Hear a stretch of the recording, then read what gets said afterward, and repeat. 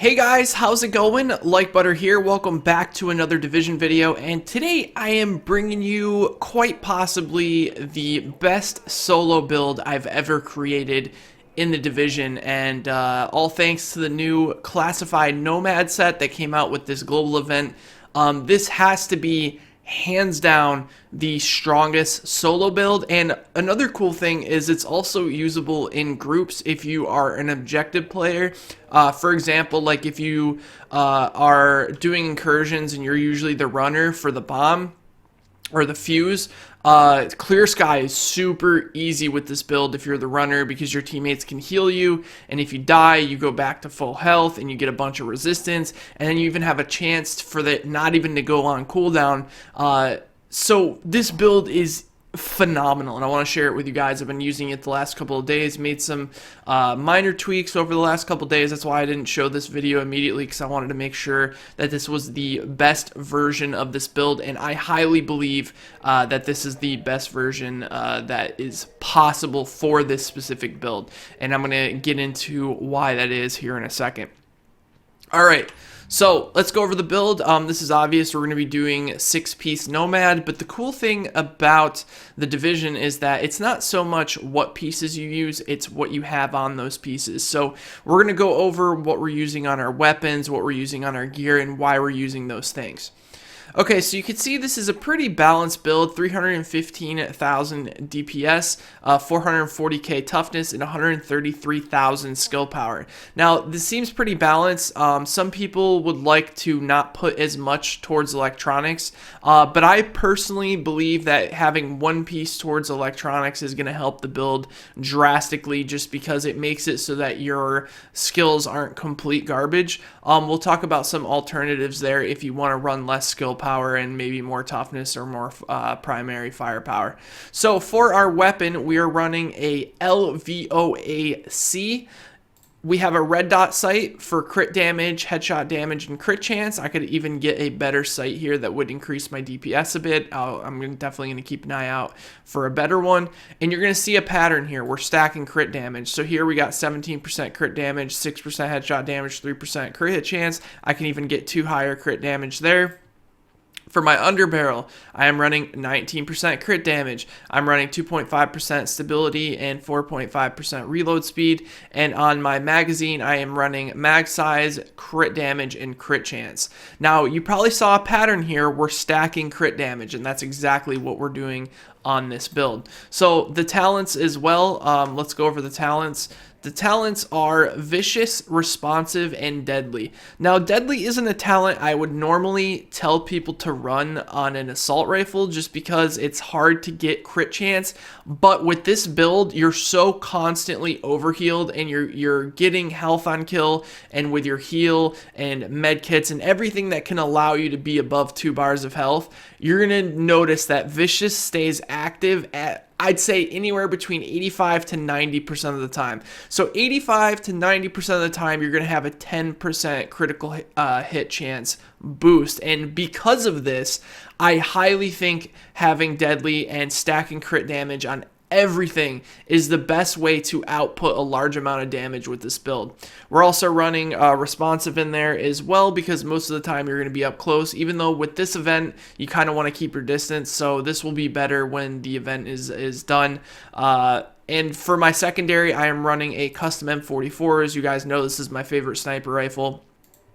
We are running a VX1 scope for that headshot damage. We're stacking headshot damage on everything. Headshot damage on my barrel as well, which I think I do this with every single video. I always have the wrong barrel on, and I think that's because I have a loadout that messes that up.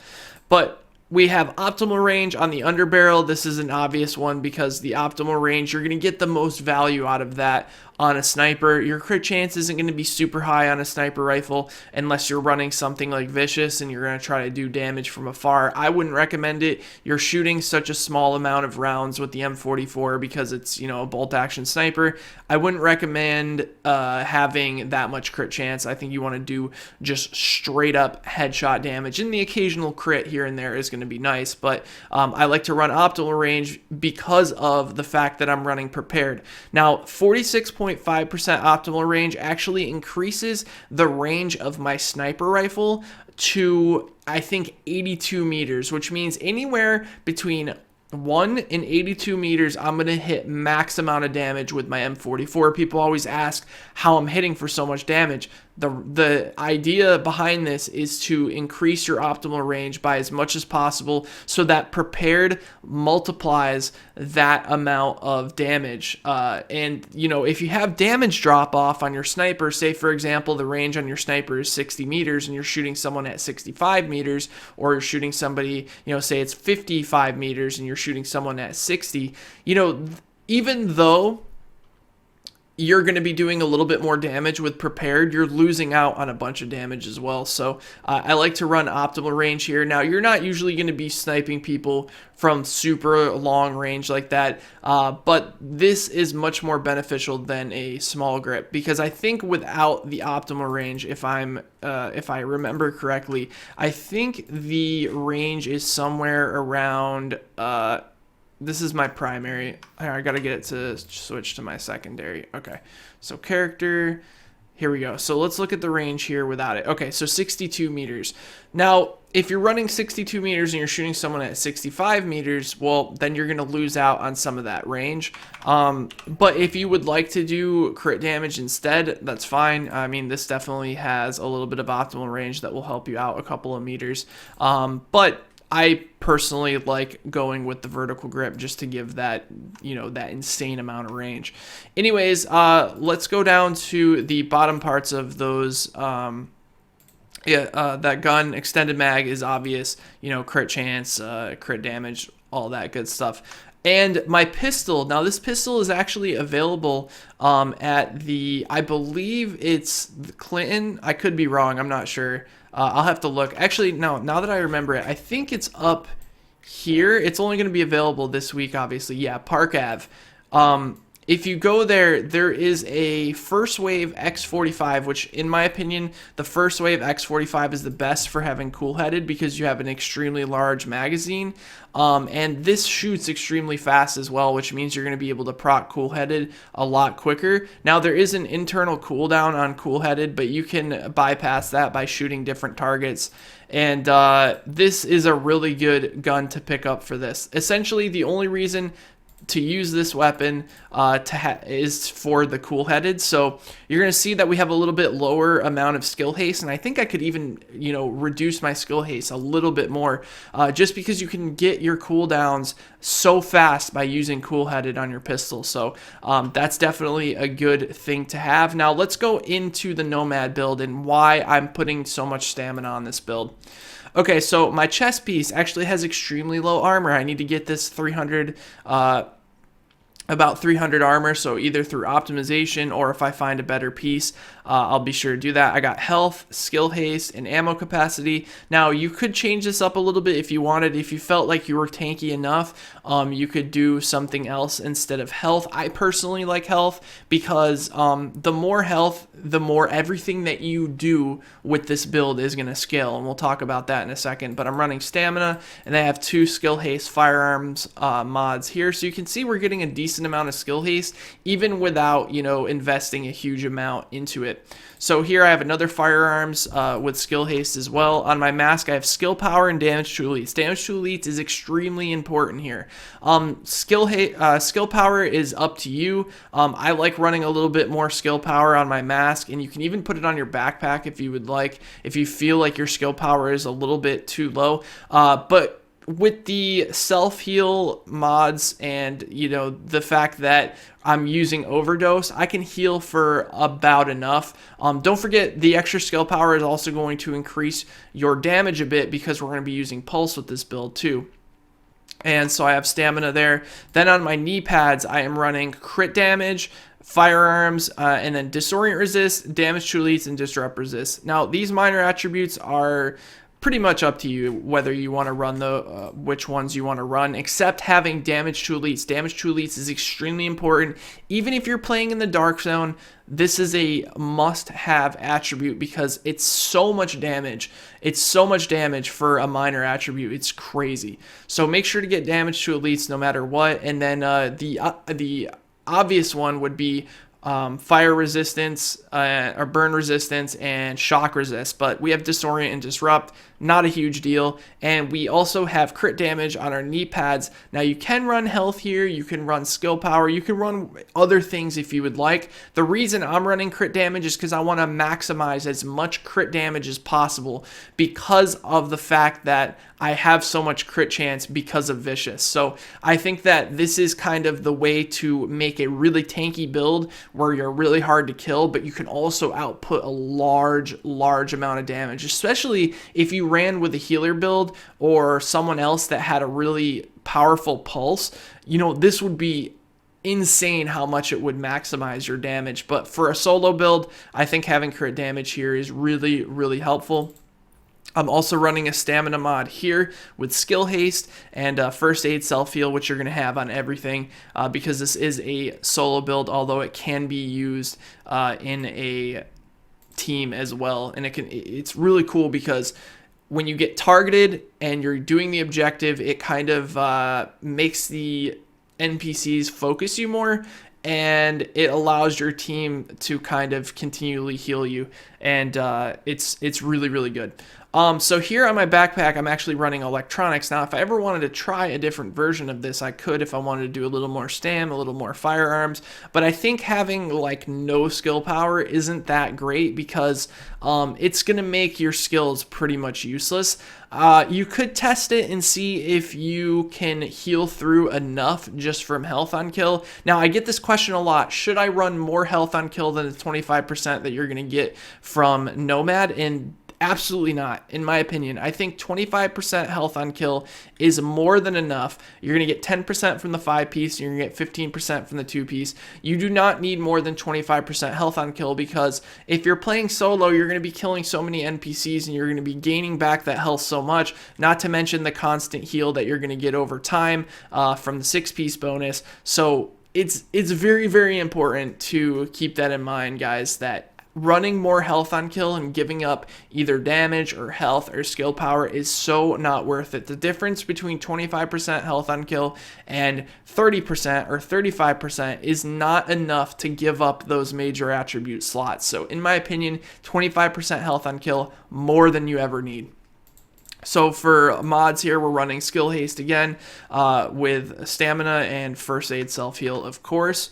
And let's go down to my gloves. Now, this is where you can start messing with stuff a little bit. If you went a little more skill power and a little less toughness, you could run skill haste here on your gloves. But because I'm running a kind of a lowish amount of skill power, I have enough. 133 is enough. You know, I'm not running skill haste here. I'm going for maximum damage output on these gloves. So I have firearms. I have 12% assault rifle damage. I almost said auto rifle damage. 6% crit chance, 17% crit damage. And this is going to maximize my damage quite a bit. And then for my holster, I am running crit chance and a decent amount of stamina and electronics because I optimized this a few times, but I still got a little bit more to go.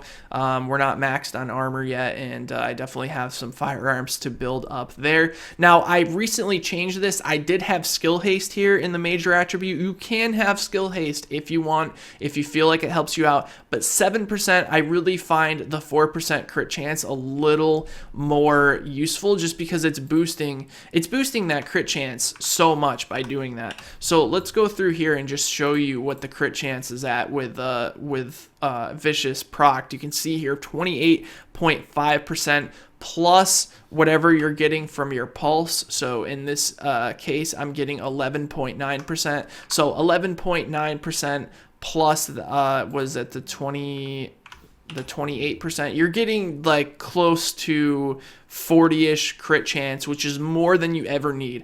60% is the cap, but when you have a ton of crit damage, you know, hitting 4 out of 10 times is going to be a lot more beneficial than hitting 6 out of 10 times if those 6 times that you're hitting are a lot less damage. So the idea here with this build is to be really tanky and hard to kill. Now, the reason you build a lot of stamina is because the more health you have, the more value you get out of the things on this build. Since the constant heal over time is percentage based, since the health on kill is percentage based, since the fact that when you get killed and you go back to full health, the amount of health from 0 up to whatever you have, the higher you are, the more value you're getting out of that Nomad proc. So I highly suggest having a good amount of stamina. You can do anywhere between like 53 to 5800. I think that's a good amount. And that is pretty much the build. Now, I want to do a really quick Lexington run just to show you guys how unbelievably strong this build is. We're going to put preemptive strike on, which is super annoying, right? Like, it bounces you around, you do tons of damage, you take tons of damage. But I want to show you guys how you can pretty much just heal right through this damage like you're not taking any at all. And the amount of damage that you output is actually crazy high, because you're going to see pretty high crit damage numbers. You're seeing like that 75k there, and you take a little bit of damage and it's no problem. You're going to get your health back instantly, and the constant heal over time is going to allow Vicious and your health to be up a lot, but Vicious is always going to be active, so you're going to be getting a lot of crit chance, more than you ever need. So the trade-off here would usually be, well, I'm going to do a lot less damage, but with this build you can do a large amount of damage because you're doing most of your damage through the EAD on your rifle and damage to elites on your knee pads and your mask, which is enough because I think it's like 9 and 16%. I think you can even get it a little bit higher, but essentially you're getting 20% damage to elites. So when you're doing these activities here, you're basically just shredding. Like, you can watch me just shred these dudes. It's not even a contest. And I will pretty much never die. Now, I have, you could switch this up if you would like with this, if you wanted to use a different signature ability. The reason I use the green is just because it's pretty much impossible for me to die. They need to kill me, once, and then my Nomad procs. I have a 50% chance for it to not go on cooldown. Now, if it doesn't go on cooldown, it basically means, like, pretty much it never happened, and all I got basically, 10, 15 seconds of resistance, whatever it is. So essentially, you basically, with this build, if you were to get really lucky, you could pretty much just never die. Okay, so we're getting pretty low here. Now watch the health we get back. We're gonna get health there. Health there. Alright, our Nomad procs, look at. And we got lucky, which means that pretty much nothing happened. Pretty much nothing happened. So now we get a bunch of resistance. Our Nomad's not on cooldown. I could pretty much just face tank all this. Yep. Taking a bunch of damage. Now, don't forget, without this modifier, I wouldn't be taking any damage at all. But just straight up, just heal, just heal through everything. It does not matter. It's impossible for you to die with this build unless you play completely reckless and run out and die. But I'm playing more reckless now, just to show you guys how crazy you can get with this build. And like I said, the constant heal over time is just absolutely nutty. So let's go through. We can pretty much speed run this because we don't have to kind of sit back and be careful. We can pretty much just run right through it as fast as we physically can. And you can get really close, which is another reason why responsive is very good on this build, because it allows you, with the health on kill, it allows you to face tank a lot more. So in that last part, I would obviously sit back a little bit more and not just straight up face rush, but I wanted the Nomad to proc so you guys could see kind of how the 6-piece works if maybe you don't have your 6-piece built yet, this global event. But I highly suggest it because a lot of people are talking about Predator and Banshee, but I honestly think Nomad is easily the strongest build that's out for this patch, especially if you're a solo player. This is going to help you grind through content so unbelievably quickly. Even with the annoying modifier on that constantly just does a ton of damage to you, it doesn't even matter, man. You basically just heal right through it. So let's kill that guy there. Kill that dude. Now, I also have Strike Back on for a talent. You can turn this off if you would like, and if you would like to run something else. But I felt like Strike Back was the only one that I really thought was decent. Now, Strike Back obviously isn't going to be that good for this build because of the fact that you're not going to be low health often. So you can switch it up and do like precision. But regardless, I mean, you can just see, like, we're just running through this. We're just tanking. We're just absolutely tanking the explosive damage. We just don't even care. The constant heal is just so insane. Alright, let's go back over here. Another cool thing is that the sniper rifle with this build also does a ton of damage because of you're getting maximum damage from prepared. And with the Nomad, the way that it's set up now, it's not super like low damage, 6,000 firearms, even though it seems kind of lowish for a DPS build. You'd be surprised how much damage output you can do with 6k firearms with the amount of crit chance and crit damage we have on our rifle. The reason is because you're basically relying on the crit damage to make up for the missed damage on firearms. Now, there's not many other builds that you can do that with, because Vicious is really hard to get value out of if you're using a squishier build. Now, this build is usable for both PvE and PvP. I used it in the Dark Zone, and it was crazy how much damage I could do. I always get focused a lot in the Dark Zone, right? I don't know if it's because of like who I am or the I guess the style that I play. I like to run up and face tank, but I get focused, and getting focused as a Nomad player is literally like the best thing ever, because they have to go through so much shit to kill you. It's crazy. So yeah, this is easy mode, man. It's really fun build. Like I said, if you wanted to do, if you're running with a team, you wouldn't run the medical ult. You would run something like defense. It makes Clear Sky so unbelievably easy. If you watch me do Clear Sky on my streams, you'll see that when I'm walking the fuse and I somehow take a bunch of damage and I get melted through, you know, my HP, and I go back to full health with resistance and blue ult, it's pretty much guaranteed to land that first fuse. And sometimes I don't even need to blow through that. So we've gotten our runs down to about, I think, like 5-ish minutes. I know you can get it lower than that, but yeah, we've been doing like 4.5, 5-minute runs on Clear Sky, which is pretty darn good if you ask me. Now, I know some people do it lower than that, quicker than that, but I think that's pretty good for us. I'm happy with it.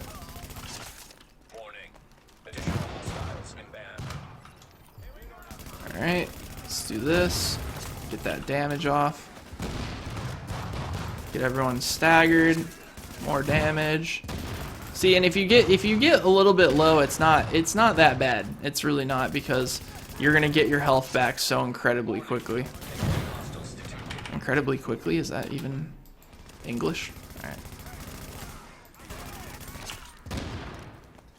So just getting a couple kills there. We got our damage to elites. We have, you know, a little bit of headshot damage that we got, and our EAD is basically just melting through enemies. So I think this is a really good balanced build. And you can see when I use my skills as well, it's not useless. You know, it's definitely not useless either. So I also tried some other talents.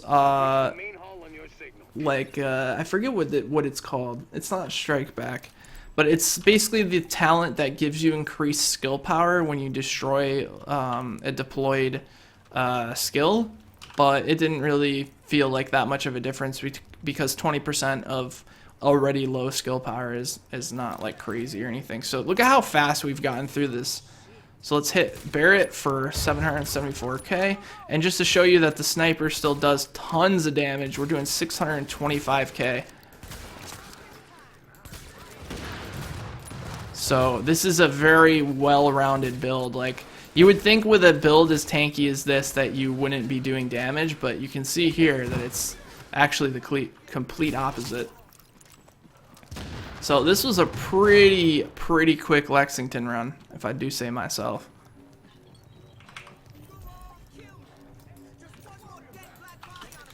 Alright, we're gonna stick her in there. She should be dead. She's dead. Can pretty much face tank here. We're gonna get a little chain reaction action going. Chain reaction action. I like that. But just straight up, just standing in front, not giving a sheet about the damage I take. Now imagine without the modifier, right? Like without the global event. Like the global event is like wrecking me here. Oh look, I got popped again, and it basically didn't go on cooldown. So they have to kill me again. And then after they kill me again, say I lose the 50-50, then they have to kill me through my signature ability.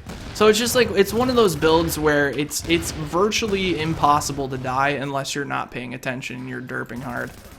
It's just, it's unbelievable, man. It really is. This build is phenomenal. Alright guys and girls, that's it for me. Hopefully you guys enjoyed this build video. Be sure to go check the build out online if you ended up getting 6-piece Nomad. And I've seen some people being kind of sad about getting Nomad. Don't be sad. It's literally like the craziest build in this patch in my opinion. I think Predmark and Banshee are a bit overrated. And I think you're gonna see a good amount of people getting a lot of use out of this Nomad, especially in PvE. Anyways, thanks for watching, guys. If you enjoyed, be sure to drop the video a like, and I will talk to you guys in the next one. Take care, everybody. One more thing, I forgot to show you the talents. Sorry. These are the talents you want to run. Critical save. Like I said, strike back is questionable. You can do precision if you don't like strike back. You definitely want on the move because you're going to be killing a lot of enemies and you're going to be getting health, which means you're going to get a lot of value out of that resistance, especially because you're healing over time. And One is None is a must-have if you hit a lot of headshots because it can pretty much increase your mag by 50%. So thanks for watching. Talk to you soon. Bye. I'm just warming up and they label me a veteran. Rookie of the year. When I started I was peddling these CDs out my trunk. Speakers louder than an elephant. It's been a long time.